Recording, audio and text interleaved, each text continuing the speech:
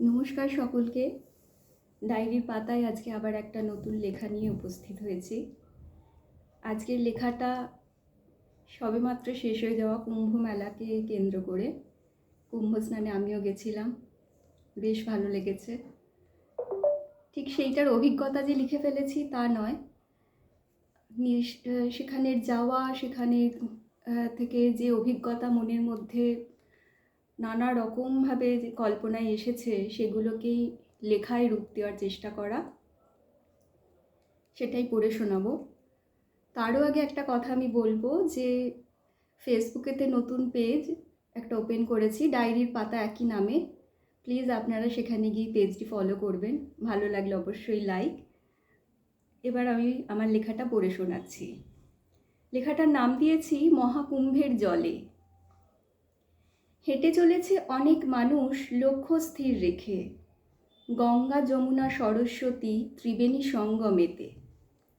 ছোট থেকে বড়, বড় থেকে বুড়ো হেঁটে চলেছে সবাই, পূর্ব পশ্চিম উত্তর দক্ষিণ কেউ কোথাও বাদ নাই। ক্লান্ত চরণ উজ্জ্বল চোখ চাইছে জলের স্পর্শ, নরম মাটিতে বুক ভরা জল বইছে অনবরত। কত মানুষের কত শত চাওয়া, আস্থা ভক্তি হবে সব পাওয়া। স্বচ্ছ হবে মনের বাঁধন, আলগা হবে শাসন। জীবের মাঝে শিবের নিবাস, জলের মাঝে জীবন। ছলনা আছে, সাধু সন্ন্যাসী আছে, আছে গঙ্গার জল। ধুলো আছে, ভস্য আছে, কোনটা নিবি বল। পবিত্রতাই মনের আধার, মানুষ চিনতে শেখায়। অমৃততাই মনের মাঝে, সন্ধানে যাওয়া বৃথাই। আছে যোগ, আছে বিয়োগ, সৃষ্টির নিয়ম সেটাই। মধ্যিখানের সময়টাতে শুধুই ভেসে যাই। ভাসছে জলে সাধের প্রদীপ, ভাসছে ফুলের মালা।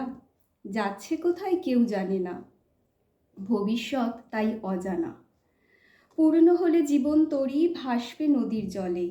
কখনো বা মাটির নিচে নীরবে শুয়ে রবে, কখনো আবার ধোঁয়া হয়ে আকাশে মিলিয়ে যাবে। রয়ে যাবে ভস্যটুকু মাটির কণার মাঝে। মনটা তাই স্বচ্ছ হোক, স্বচ্ছ তোয়ার জলে। বাকিটুকু নীরবেই অন্তর্যামী জানেন।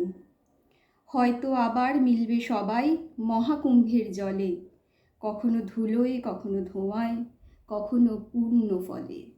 সকলকে অনেক ধন্যবাদ। নমস্কার।